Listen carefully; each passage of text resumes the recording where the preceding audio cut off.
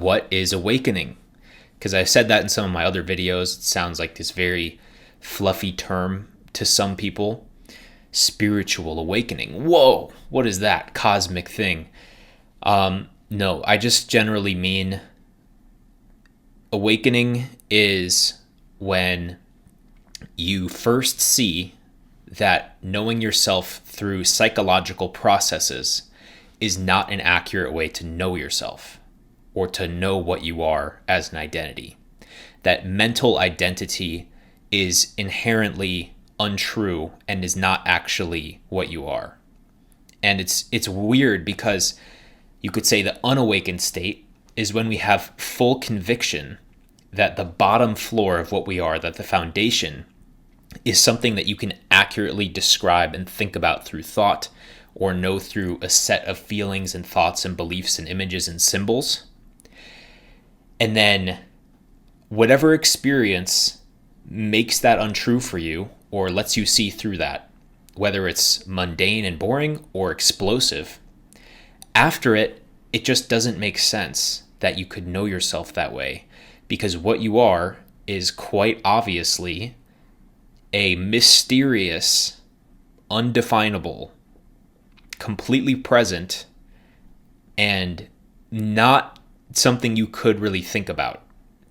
I mean, it's hard to even describe. And the problem with awakening too is that the next thought after awakening, if it's, I just had an awakening, and you believe that, then it's not true.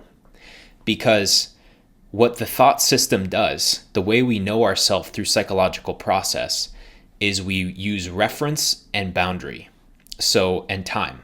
So we say I, and the mind always views you as a body. I, this body, had that experience a couple minutes ago. Let's say you had an awakening experience a couple minutes ago. The reason that that's not true, awakening is to see through that very thought structure and to see that it doesn't actually have truth in it. It implies that there is a separate, independent you. The thought, my cup, my teacup, implies a my, or even my hand or my computer, implies a independent entity called me or my that owns those things, that has some relationship to those things. But what you notice is that a self-definition doesn't ever actually have you in it, but it uses reinforcement and implication to imply that you are somewhere there. And as a world culture, us humans, through thinking, we all get completely sucked into that story, and we just get completely locked into it to where there's no holes in it whatsoever. Awakening is when you are no longer convinced that you can know yourself through a psychological process. The first awakening. And then, of course, there's more to that, because that change opens up an entirely new lane for your life as you experience it to happen. Because before that, and I think the reason that awakening happens for people is because they either come to it out of curiosity or pain and suffering. After it happens, there is a new road to explore with your curiosity, and there is a new relief from suffering. Most people are not interested in spirituality and awakening and inner work necessarily off the bat until they start suffering. But to believe you're an independent, finite entity, and to fully believe that, is inherently painful, because what it does is not only is it cognitively dissonant for what you actually experience, but it gives a sense of things could hurt me, things could threaten me. It gives a sense of I need to control certain things. And because identity is only reinforced through implication, by threatening the things you use to reinforce yourself, it provides a sense of threat.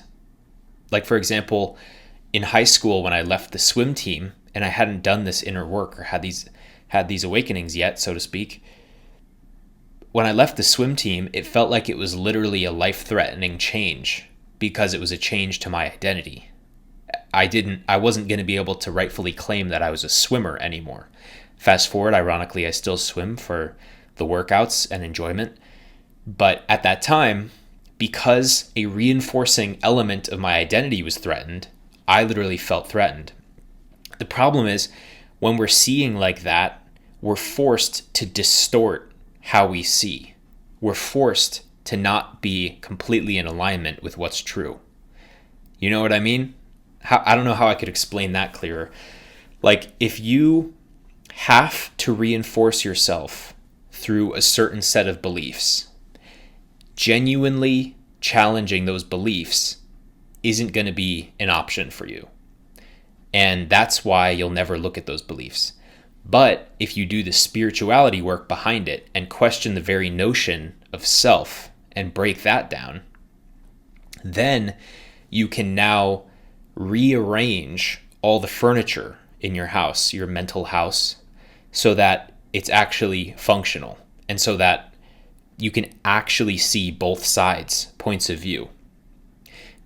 Pre-awakening, pre-seeing what you are or seeing through what you're not, it's impossible to fully look through the eyes of other perspectives because your perspective has to stay fixed to a certain extent, or else you would wake up. Wouldn't that be terrible? Your perspective has to stay fixed, or you would see the fallacy of fixing your identity on mental structure. But when you can see through that, which happens on a moment-to-moment basis, it doesn't mean awakening happened back in 2010 and now you had that awakening and you woke up. It means that every thought you have, every belief you have, you don't necessarily believe it anymore. Every thought you have about yourself, because I still know myself through self-referential thinking, as Henry, who went to the grocery store yesterday to buy some food, but it's not true. I'm going all over the place, aren't I? I'm getting hyped up from this conversation. And then after that, the post-awakening is where the real fun begins. Because once you can actually penetrate through that constant gripping on thought, oh my God, it's so exhausting. You can finally be steady with your attention or with your deeper viewpoints. And you can finally investigate your experience in a deeper way. And you finally have the ability to look at what your entire life is made of, which is consciousness. The only thing that was there the whole time. You can actually look at it and see what it is. What am I? What is my life? Who's doing this? Who is doing all this doing? Who is speaking? Where are the words coming from? Before awakening, it's very hard to do that type of inquiry and exploration, because the moment you start to do it, the thought-based you has to come in and assert itself, or because it's threatened by deep contemplation and observation. So that's basically what awakening is. The post-awakening work is more fun. The other heads up I'll give is post-awakening, which is phenomenon that usually only occurs after this shift that I'm talking about. That stuff is the unraveling of all the ways you used to know yourself as an independent, separate entity. And a lot of those ways turn out to be packaged, stored trauma and painful emotions, maladaptive behaviors and ways of viewing things. And these are like deeply ingrained viewpoints in the nervous system that something is wrong, that something is a problem. And you can start to disassemble all of these hellscapes that your mind generated through your whole life, which is actually really unpleasant a lot of the time. But a lot of the time it's not, you know. These things start to unwind on their own, and as it happens, it's like taking off 100-pound backpacks every time one of these things is dropped, depending on how lucky or unlucky you are. If this has happened to you, before, if you've already woken up, then it's very, very simple. You just have to recognize that you already don't know what you are. You're already here as the mystery, even before you were trying to think about it. That you don't have to wake up, and that there's no one to wake up. If this has never happened to you before, then it takes a little bit more of a deliberate process. And I don't think awakening can be forced ever, but I do believe it can be heavily encouraged and facilitated. Whether it's through online videos, the spiritual content is so powerful out there. It's not that hard, honestly. If you just are sincerely interested in seeing the truth of what you are, it will happen. If you genuinely are interested, it just will. And some of the ways you can facilitate that basically are just direct observation of experience, noticing what your mind implies about experience, and then observing experience directly and seeing the conflict of the two. And when the conflict happens, what you'll intuitively recognize is that experience trumps thinking every single time, because experience is real and thinking is referential and based on structure and boundary, and basically isn't real in the same way as experience is. Just look around right now in your experience, and just check if you're here, because there's no other time to wake up than right now. And the thought of I'm going to wake up in the future is the thought that you actually see through. That's what awakening is. So the experience you're currently having, do you notice that you are present, but that it's not obvious where you're located in the spectrum of color that your experience is right now? Because obviously you're listening to this, so that's one element of experience. You are hearing this and seeing this. My counting is off here. And you are having thoughts and interpretations and sensations. Okay, cool. We can all agree on that. If we were to remove all of those, where would you be? What would be left? And